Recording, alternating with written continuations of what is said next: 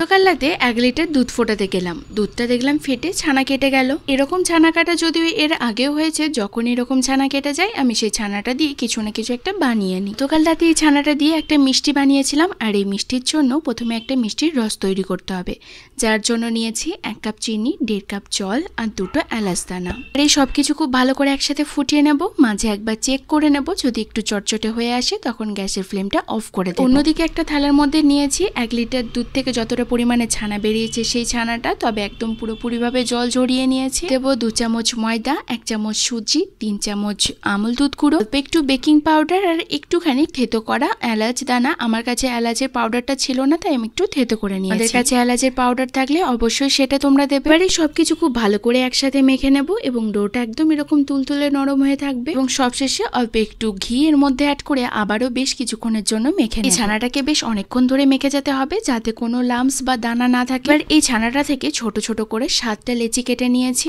অন্যদিকে চপিং বোর্ডের ওপর অল্প একটু ঘি বুলিয়ে দিয়ে ছানার একটা লেচি নিয়ে এই কার্ডবোর্ডের ওপর এরকম ভাবে রোল করে যেতে হবে। রোল করতে করতে দেখা যাবে আস্তে আস্তে এরকম লম্বা সরু হয়ে যাবে। খুব সাবধানে এরকম পেঁচিয়ে পেঁচিয়ে জিলাপির মতো তৈরি করে নিতে হবে, যেভাবে ভিডিওতে দেখাচ্ছি এরকম। এটা কিন্তু একটু সাবধানে করবে, যেহেতু ছানাটা ভীষণই নরম, তাই ভেঙে যেতে পারে। আমার এখানে 1 লিটার দুধ থেকে টোটাল 7টা ছানার জিলিপি তৈরি হয়েছে। 1 লিটার দুধ থেকে কতগুলো ছানার জিলিপি তৈরি হবে সেটা নির্ভর করবে তোমরা যেমন সাইজের ছানা জিলিপি তৈরি করবে তার উপর। করে বেশ খানিকটা পরিমাণে সাদা তেল গরম করতে দিয়েছি। তেলটা যখন বেশ খানিকটা গরম হয়ে আসবে, এই ছানা জিলিপিগুলোকে দিয়ে মিডিয়াম টু লো ফ্লেমে বেশ কিছুক্ষণের জন্য ভাজতে দেব। ভাজতে দেওয়ার পর যখন ছানার জিলিপিগুলো তেলের উপরে ভেসে উঠবে, তখন ছানার জিলিপির অপর দিকটাকে খুব ভালো করে লাল লাল করে ভেজে নেব। ছানার জিলিপির দুদিকটা এরকম লাল লাল করে ভাজা হয়ে গেলে তেলটাকে খুব ভালো করে ঝরিয়ে নিয়ে মিষ্টি রসের মধ্যে দিয়ে দেবো। এই মিষ্টি রসের মধ্যে বাদ বাকি সব ছানা জিলিপিগুলো ভেজে দিয়ে দিয়েছি এবং আধ ঘন্টার জন্য ঢাকা দিয়ে রেখে দেবো। আধ ঘন্টা হয়ে গিয়েছে, এবার ঢাকাটা খুলে নিলাম। খুব ভালোভাবে মিষ্টির রসটা ছানার জিলিপির মধ্যে ঢুকে গেছে। রস ঢোকার পর ছানার জিলিপিগুলো ভীষণ নরম হয়েছে এবং খেতেও ভীষণই সুন্দর লাগছিল। তো তোমরাও একবার এভাবে ছানার জিলিপি বানাতে পারো এবং আমাকে জানিও তোমাদের কেমন লেগেছে। এই ভিডিওটা যদি তোমাদের ভালো লেগে থাকে তাহলে ভিডিওটা একটা লাইক করে দিও, শেয়ার করে দিও। চ্যানেলে যদি নতুন হয়ে থাকো তাহলে চ্যানেলে পাশে থাকার অনুরোধ রইল। So by.